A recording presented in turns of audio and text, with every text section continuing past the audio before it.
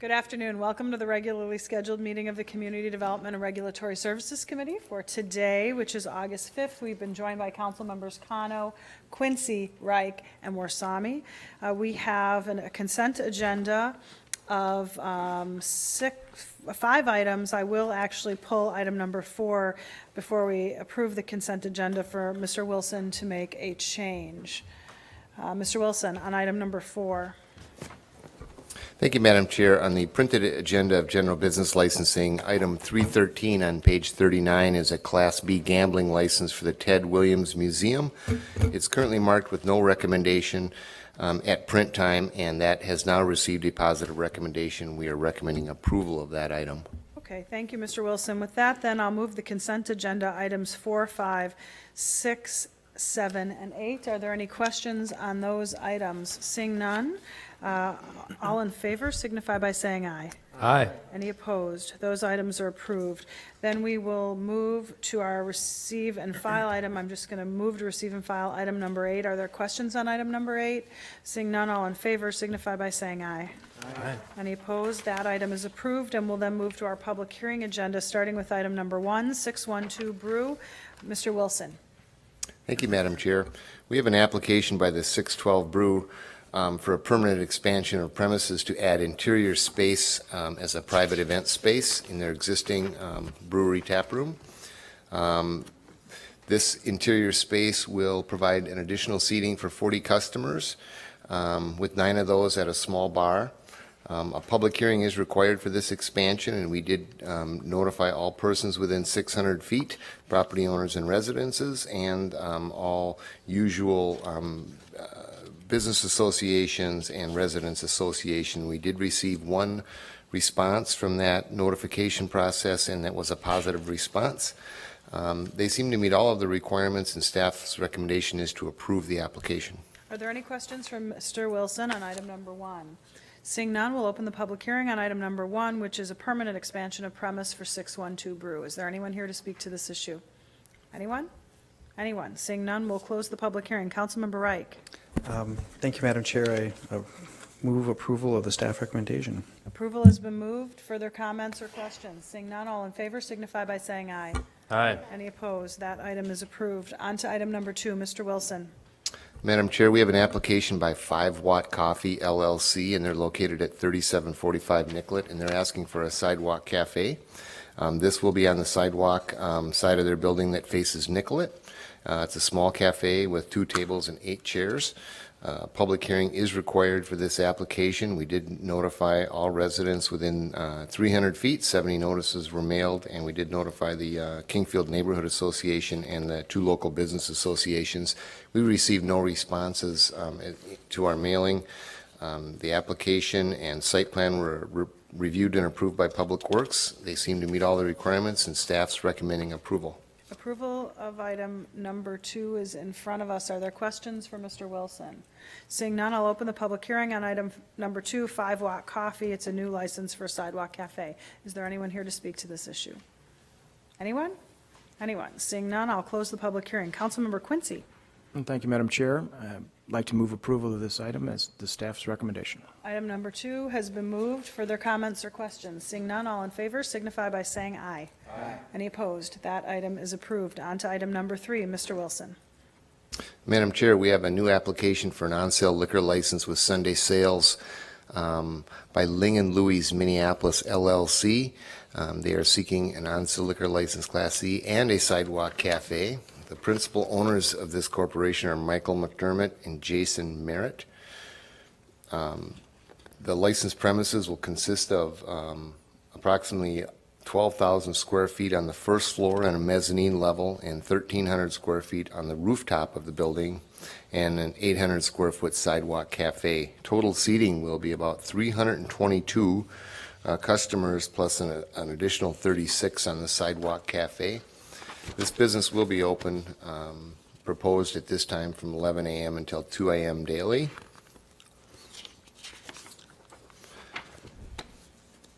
A public hearing is required for this application. We did notify all property owners and residents within the 300-foot perimeter. We notified the Downtown Minneapolis Neighborhood Association and the DID Improvement District. We received no responses from that notification process. They appear to meet all of the requirements, and staff recommends approval. Are there any questions for Mr. Wilson on item number 3? Seeing none, we'll open the public hearing on item number 3, which is a new business application on sale liquor Sunday sales in a sidewalk cafe for Ling and Louise. Is there anyone here to speak to this issue? Anyone? Anyone? Seeing none, we'll close the public hearing. Councilmember Frye. Thank you, Madam Chair. I recommend approval of this item. Approval has been moved. Comments, questions? Seeing none, all in favor signify by saying aye. Any opposed? That item is approved. We'll then move on to our 2 discussion items, starting with item number 1. Mr. Hanson, welcome. Madam Chair, members of the committee, before you is the recommendation to proceed with the evaluation of tax increment financing for a project at the corner of Aldrich and West Broadway, North Minneapolis, occupying 800 West Broadway and 2019 Aldrich Avenue North. The proposed project is the redevelopment of an existing 47,000 square foot building that once housed Northside Mercury into a educational and job training center with some retail tenants. The authority today would allow the staff to proceed with analysis of tax increment financing. In the report, we're proposing to look at about a $500,000 tax increment financing stream into a $6 million project.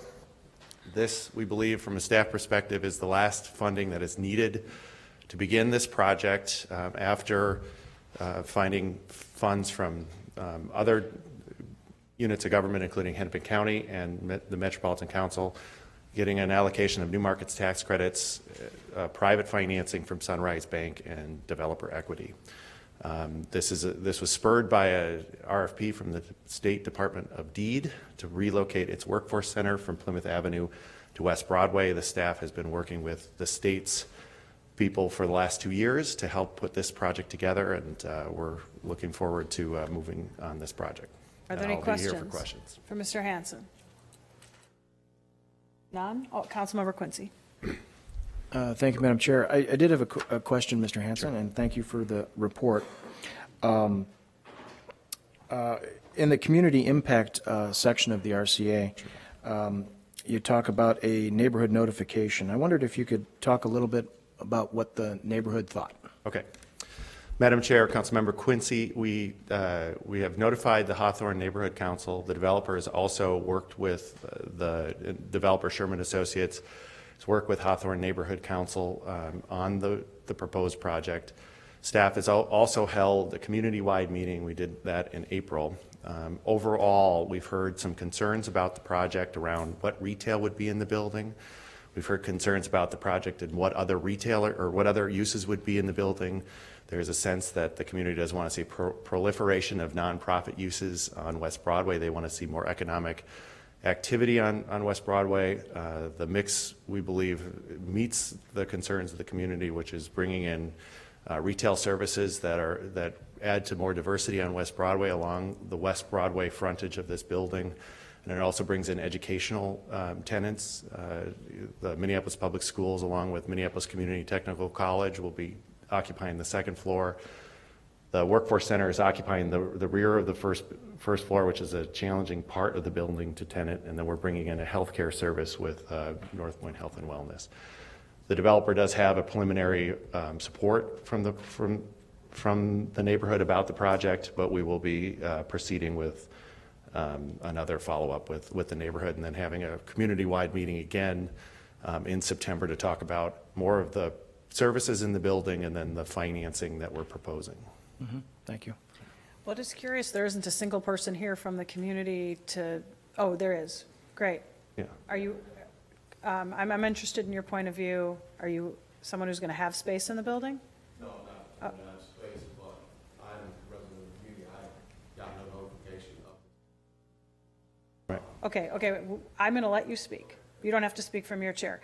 I mean, look, the story in today's paper was we put $15 million into West Broadway and it was a drop in the bucket. No one cared, nothing happened. So it doesn't inspire confidence for us to put more money in if even our own partners in these projects like Stu Ackerberg take a shot at us in the paper. And, Well, and then you have a an authorization analysis to move forward, and not a single person, except for this young man who will be given his chance to speak, is here to even say that they think it's a good idea. Right. Well, the recommendation in front of you is to begin the analysis of tax increment financing. I did see that article in the newspaper. I can't speak on behalf of Mr. Ackerberg and his opinion about North Minneapolis. However, I will say he has completed a number of developments on West Broadway in the last, last 10 years. So he has, the proverbial put his money where his mouth is. But in this case, in this particular building, the reason we are proposing the use of tax increment financing is we believe this is the final piece to get a building back into service. And this building at this point in time is a tax forfeited building. It is empty and vacant and been vacant since 2006. So while the Star Tribune has made an assessment that our investment in West Broadway has not gotten us any gains, my work in the past and my work with this project, I would disagree with that assessment. And no one talked to you about it as the primary person doing economic development on West Broadway. Well, my role is I'm not as the primary role, the economic development role on West Broadway anymore. I'm working on this project. There was another story about this particular action. I was not contacted about that particular. It seemed like that article was just copied and pasted most of the information from the report into that article. This is not the public hearing part of the process. It just gets the ball rolling. We would come back in October when the analysis is over for authority to use TIF and for the authority to proceed with the redevelopment of the project. That's why we haven't, sent out notifications to the neighborhood. Okay. Councilmember Cano. Thank you, Madam Chair. Could you explain a little bit more about what the analysis looks at? What are the major components that would justify a TIF, or what kinds of recommendations come out of it? Could there be a no? Could there be a maybe? Or could there be a definite yes? Just explain a little bit more about what you're going to be looking at when if we authorize this study. Madam Chair, Councilmember Cano, the analysis will look at to find statutory findings that there are eligible expenses within the project based on state statutes of public purpose. It'll also establish that there is a public purpose to use TIF, and then analyze the revenue streams. This would be a pay-as-you-go tax increment financing proposal. So we would have somebody needing to front the cash to do the improvements, and then it would be repaid over a period of time. During that analysis, it could say that there isn't the statutory there isn't the statutory case to make to use tax increment financing in this case. We're hoping that's not the case. We're hoping that there is the ability to use TIF in this case. It's about 7% of the total development cost is TIF in the proposed deal that we have. So we're hopeful that it's a yes, but we won't know until we actually look at all the numbers as we go forward. Just one quick follow-up. The 7%, is that normal standard TIF for other projects, or is that a low threshold? Right. Madam Chair, Councilmember Cano, this is the first time I've been in front of this body in 11 years asking for tax increment financing. That's good. So as far as is it standard, we typically do not use tax increment financing for projects. We are asking for authority to analyze it in this case because after we've exhausted other sources of funding, we believe that this is the last source to get this project moving. There are some barriers to the development of this project, including kind of a structural deficit. It will cost about $6 million to redevelop the building, and that's not at a high level of finish. That's a pretty standard level of finish. When it's all said and done, the building will be worth about $4 million. So we see, a gap. We have looked at other sources of funding. As the property is a tax forfeited property, it's collecting absolutely no taxes at this point. Our perspective is that we would put this on the tax rolls. The basis of the tax increment financing would not be zero. We would go back to an assessed value that'd be determined by the assessor. So we'll be collecting taxes on this building once it's back into service in a year. And then as the TIF is paid off over the next 8 to 10 years, the full value of the building will go back onto the tax rolls. I just want to clarify my question, and thank you for that background. So you mentioned 7%. Yep. That's the level of the TIF, correct? Right. In the project? So I guess what I'm asking is, when we've done TIF before, is it always 7%? Is it more? Is it 15? Is it 30? I mean, I'm just trying to get a sense of the level. Madam Chair, Councilmember Cano, I'm not sure. We don't do TIF a lot in economic development projects. It's a project-by-project basis, and it has to be, there has to be a reason. So it is possible that in past projects, the TIF request and approval was more than 7%, and it's possible that was less. But in this case, that's what we're proposing is about a $500,000 tax increment financing stream. Thank you. I would say that's pretty low. Yeah, I would say, given that we don't hardly ever use this Right. tool, it's high, but because it's compared to nothing Right. versus something, and that means that there's a good amount of equity and other debt in the project also. Councilmember Reich. Thank you, Madam Chair, and sort of a extension of Councilmember Kano's question about the evaluation process in the assessment. You referenced some of the statutorily required things that you have to analyze and some of the more internal financial components. Do you overlay that with other sort of more city-centric lenses in terms of our priorities around, we now have a stated policy around senior housing. We've had a long-standing commitment to affordable housing. And when it comes to economic development, I think you referenced some of the community's concerns around what type of economic development, what are the job thresholds, and what are the nature of those jobs. Do we overlay in our assessment that we're here to approve or not approve? Do those overlays and lenses get into play, and to what degree? Right. Madam Chair, Councilmember Reich, we will look at the economic or the community development benefits to this project. One of the driving factors behind the work that CPED has been doing, and finance will do most of the analysis about the financial impacts and the statutory requirements. We work closely with the finance department on those elements. But from a community development standpoint, what we see as the benefits to this project is bringing educational services, new educational services, into a neighborhood where the educational attainment level is low. So we do look at that from a community development standpoint. We're also looking very mindful of the West Broadway Alive plan in the area, which one of the tenets is to rehab buildings that are on Broadway. They also want to see a presence of retailers along the West Broadway frontage. Those, we're doing both of those in this project. There's also a community sentiment about the proliferation of surface parking lots in this development. We're trying to minimize that impact of the community, and we're doing so because we have the advantage of working with a developer that owns a development just a block to the west that has some extra parking. So we're able to kind of capitalize on that opportunity. So we look at kind of all of the elements that go into the development when we make our recommendation.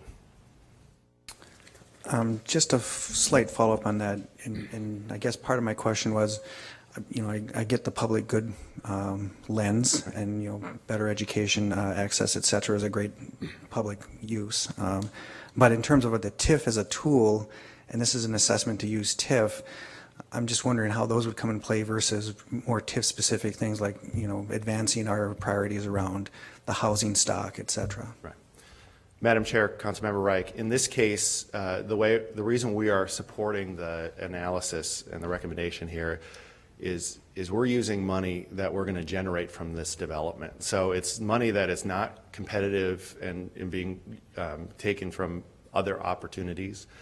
And in fact, with the analysis of this building, I'm pretty certain, based on my experience in West Broadway developments and then some analysis we've done through an appraisal, that if we do a tax increment financing district around, somewhere between 5 and 10 years, I think that's getting this building back into service before the next opportunity comes forward, because it's a challenging building. So the money that we're using to get this building back into service is money that we will be creating by getting the building back into service. Thank you for those explanations. They were helpful. If you don't object, I'm just going to allow this young man, who I don't know, so I have no idea what he's going to say, 2 minutes to come up and speak to us since you came down. If you could, it's not a public hearing, so you shouldn't feel like you're going to change the outcome, but you came down, you were very polite in the audience. I'm inviting you to speak. Please state your name and address. Thank you. Jamez Staples, 1501 Emerson Avenue, North Minneapolis. Chairwoman. Welcome. Council. Thank you. I just want to let you know that I didn't receive any notification about this project whatsoever. I do live in North Minneapolis, as I just stated. Hawthorne is not the only community in North Minneapolis. I think that you need to engage more of the community organizations. You need to talk to some of the other redevelopment, Northside Redevelopment Council also to see about getting some support, as well as make it more intentional method of getting people to participate and say what they need to say about this space. Because what you're talking about doing here, based off what I just gathered, because I heard about this today, based off the article, and what I realize is that, excuse me, what we need to do is create the opportunity that the space in North Minneapolis is an opportunity, okay? And to put this in this context that you just said, we're not doing these elaborate finishes. I understand that it's not what it is now, but in the future, that's what we want. That's the level we want to be on. So that's all I want to say. Well, thank you for being here, and perhaps you could connect with Mr. Hanson, because it sounds like you have something important and valuable to contribute going forward. And one more person who's invested in the neighborhood and lives there, standing up and coming down here, I think would make a really big difference. So I appreciate you coming down today. Thank you. Are there other questions for Mr. Hanson? Well, I just want to clarify the community engagement. We've been working with the State Department of Deed, and they've been doing a lot of community engagement around the workforce center and then their investments in programming in North Minneapolis. So our community outreach meetings have included Northside Residents Redevelopment Council, along with another, dozen or so community-based organizations. We are required to connect with Hawthorne, but we want to make sure that the Northside is involved in this. So if the gentleman hasn't been involved, we'll make sure he's is alerted to the next opportunities for engagement. Okay, thank you. Are there other questions for Mr. Hanson? Seeing none, I'm going to move approval of the staff recommendation. I come to this decision after a lot of thought and conversation. I've probably had 10 conversations with Mr. Hanson, as well as a number with our finance department and CPED staff. I raise this level of concern at this point because there's only been one time in my tenure as chair of CD, and that's been almost 12 years now, that we've ever said no from the project authorization analysis phase to actually doing a TIF deal. So I feel like if you have a concern, you should say it right up front and not even authorize it versus allowing it to move forward, because that essentially means unless finance determines that it doesn't meet the but-for test or it doesn't meet the blight test and there is tax increment that's available, we're likely to do it. I will remind members of the committee, Mr. Hanson and I were discussing a much larger TIF note initially. This was postponed on the original agenda by Mr. Lutz in order to try to rejigger this project, including Hennepin County contributing $300,000 in land building costs on a vacant boarded building, which seems to make a lot of sense, as well as Mr. Sherman putting in additional equity and perhaps a little bit more money as additional debt as well. And the finance department will look at very closely what the cash flow projection is to make a determination as to whether or not there needs to be recapture in addition to that. But in the end, I kind of agree with Councilmember Reich, and we didn't put our foot down on this, but this is going to be a lesson to us going forward. Every project coming to us is going to have a good public intent. If our criteria was, it's a good thing, almost everything we do would get tax increment. We have a very specific analysis, and that means high-end job creation, jobs that are paying much more than living wage, or affordable senior housing. This is not either of those two goals. So it falls under the it's West Broadway, we have to throw money at it category. And I guess I buy your argument. If someone doesn't do something right now, the building will sit vacant for a long period of time. And this is a part of West Broadway perhaps that we need to pay more attention to than others, given it's a gateway to that area. And so for that reason, and I think it really meets the but-for test more than almost anything I've ever seen, I can support authorizing staff to authorizing staff to continue the analysis not to exceed $500,000. So that's where I'm coming from. I appreciate all of the feedback and the ongoing conversation with myself in particular and our office. Further comments or questions? Seeing none, all in favor signify by saying aye. Aye. Any opposed? That item is approved. We'll then move on. Thank you, Mr. Hanson. We'll move on to item number 10, CPED Development Projects and Programs, the 2013 Financial Status Report. Mr. Schneider, welcome. Good afternoon, Madam Chair and committee members. My name is Jeff Schneider. I am with the Development Finance Unit of the Finance and Property Services Department, and I'm here to present briefly the first annual financial summary of major CPED programs and projects. We worked with several key CPED managers in developing the format and some of the content for the report, and they are here should there be a need to ask questions later. This report responds to a new staff direction that was included in last December's financial policies that were passed as part of your annual budget process.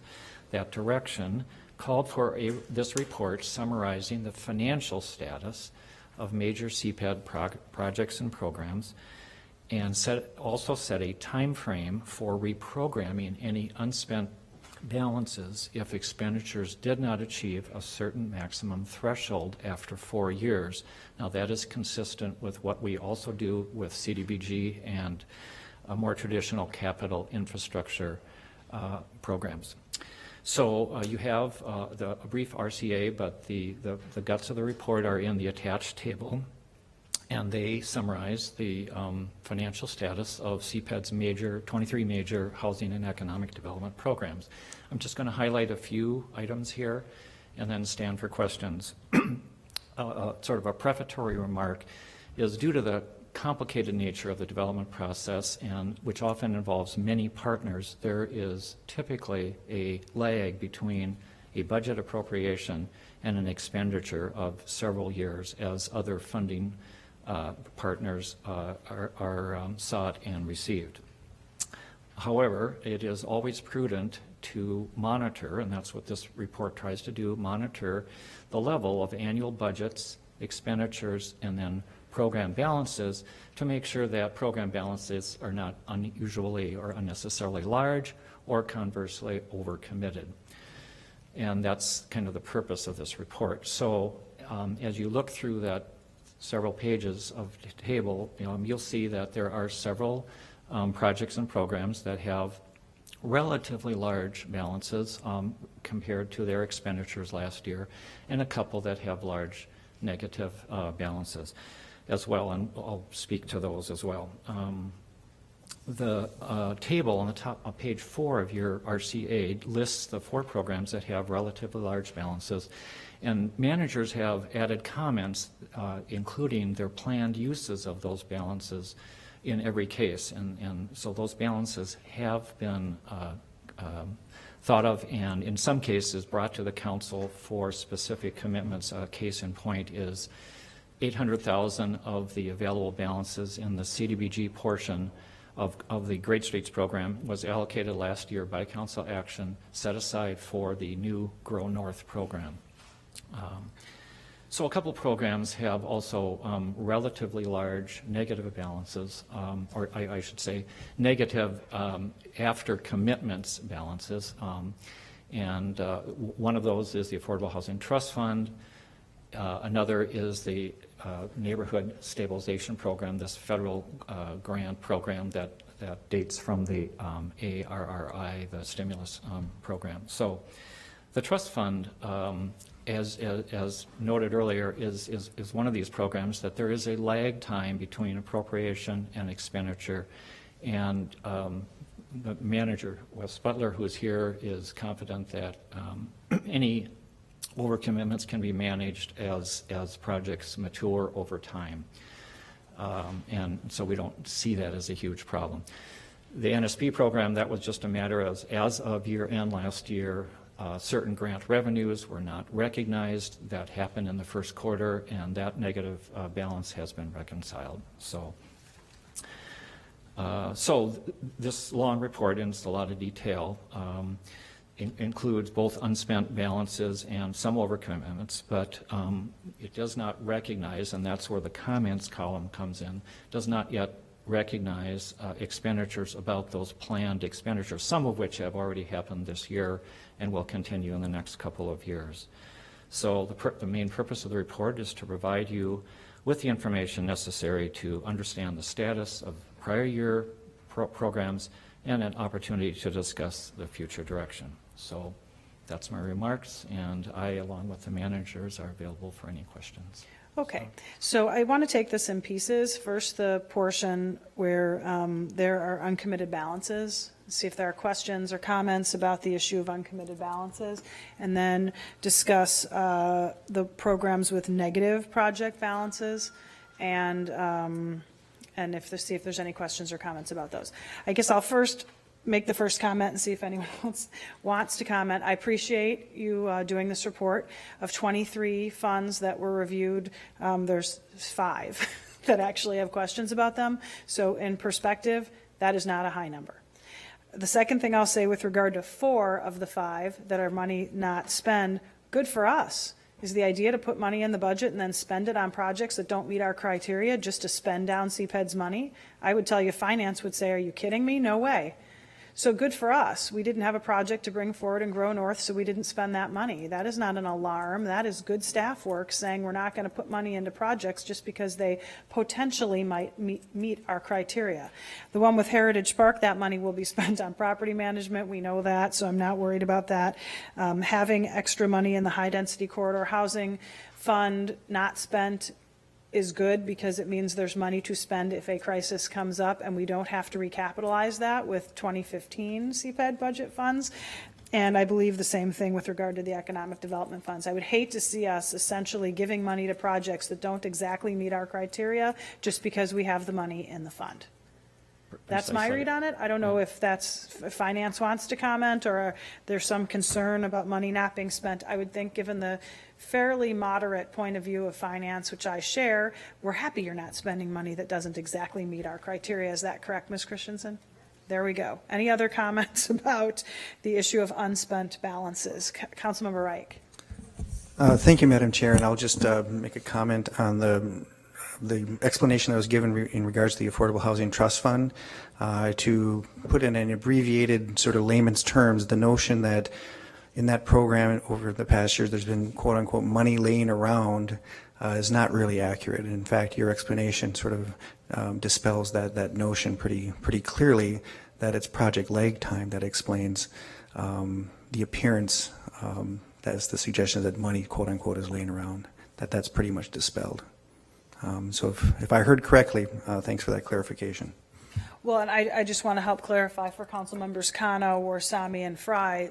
One of the excuses we heard in the last mayor's budget for why the trust fund was funded at only $6 million was because there was money laying around that wasn't spent. Therefore, we can't put $10 million into it when we haven't spent the money we have. And I guess what Councilmember Reich is saying is that's not exactly true. Right. If I, Madam Chair, if I could just clarify.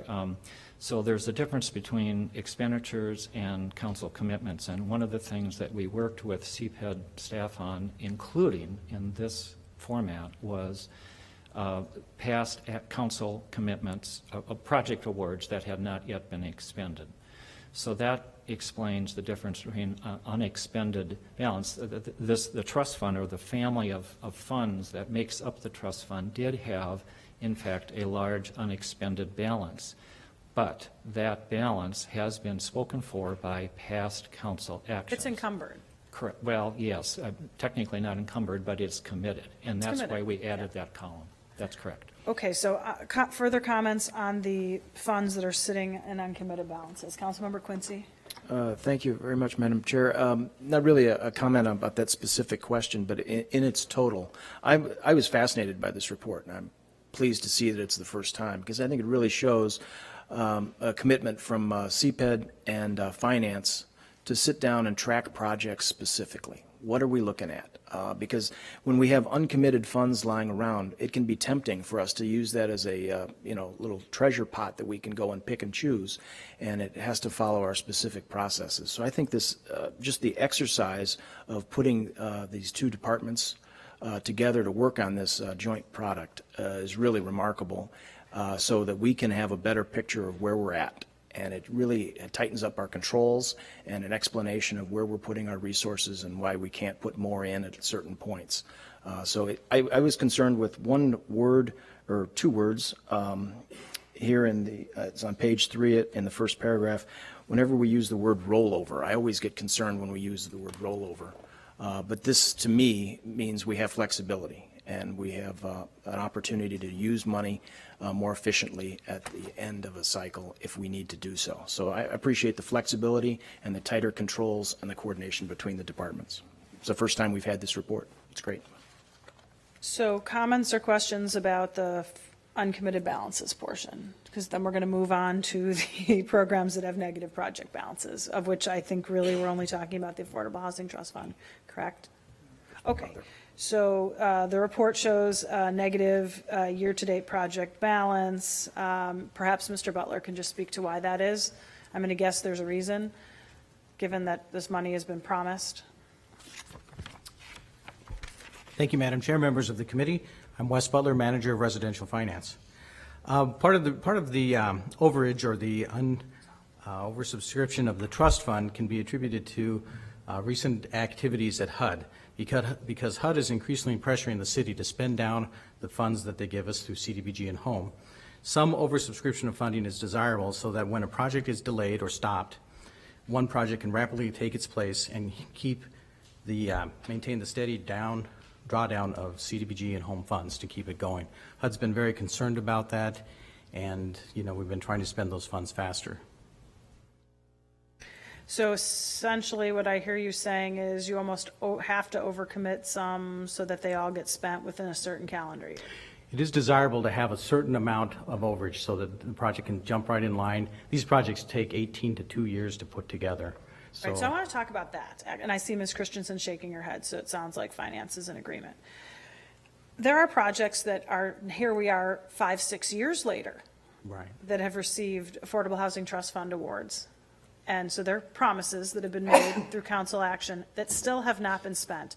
Doesn't CPED have a process for saying, if you don't spend the money within 2 years or 3 years, we're going to question you, and in the 4th year, we're going to have to recompete? And shouldn't we have a process like that? I don't want to pick on anyone. You probably know the project I'm thinking of, and it's a big award. It's over $1 million. It's probably been carried forward for a long period of time. How do you, and what is finance's opinion on how long we should allow that? Well, in the trust fund, we do have a policy that we start to recapture the funds after 18 months if they haven't got at least half their funds, and then after that they have 12 months to come to closure.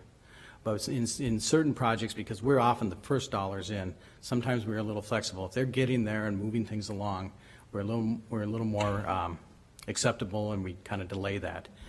Such as the South Quarter project. It's a project we put funds in. We did pull the funds back once. They reapplied. Now they're running out of time, or they're running out of time to close, which they should be closing in the next few months. But that's a good example of where it's been an important city project. We did pull the funds back once because they were so delayed. They reapplied, and it just takes them a long time to get it done. Okay, but there are other projects then that come along that potentially could be closer to readiness that can't Right. access those funds. I'm interested in Ms. Christensen's point of view on this. Do you have a point of view on this? Thank you, Chair Goodman. Part of the reason for the implementation of the change in the financial policies for the 2014 budget was specifically to address that issue, that beyond a previously existing policy that pertained specifically to CDBG funding, whereby there was different criteria, different timelines that required relooking at appropriations and basically reapproving the appropriations.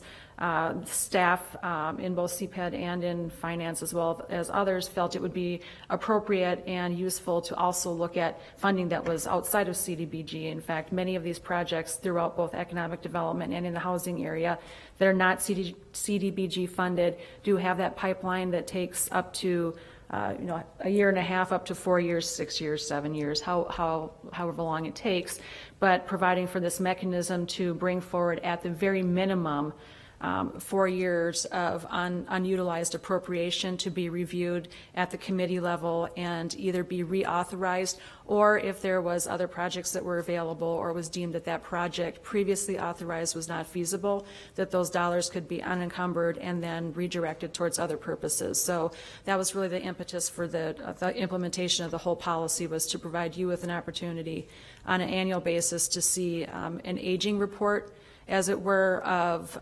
appropriations and allow you to make decisions going forward. Okay, so I think that's a pretty good explanation. I'm not enthusiastic about really actually having a political process to allow a project to exceed its timeline. I'm not the professional staff managing our resources, so I don't want to be told what the political reasons are as to why a project can't close. I'd rather have finance and CPED say, this is how much time you have. You either spend it or you lose it, and it's an administrative action, so you don't have political manipulation with 100 excuses as to why these projects have not closed. So I think we should maybe look at more authority for finance and CPED staff to be more clear about this, because when we have limited resources, I mean, 10 million for affordable housing projects that all in are $200 million in investment. Now we have the state putting $100 million into housing, so we could be losing matching funds, leaving funds out because they're not getting these projects closed. Certainly, we track 9% tax credits like that. So use them in what, 24 months, or you lose them. Maybe we should be thinking about that from an administrative finance point of view, to say you maybe we aren't the first money in, maybe we're the last money in if they know they're not going to get closed. I mean, the South Quarter is a great example. This has been going on, I think, from before Councilmember Lilligren, and he's now gone. Councilmember Goodman, I think it's very fortunate that we're having this conversation at this point in time because of the budget process that's currently ongoing. That will allow us a really prime opportunity right now to relook at those financial policies and potentially make an adjustment following those lines.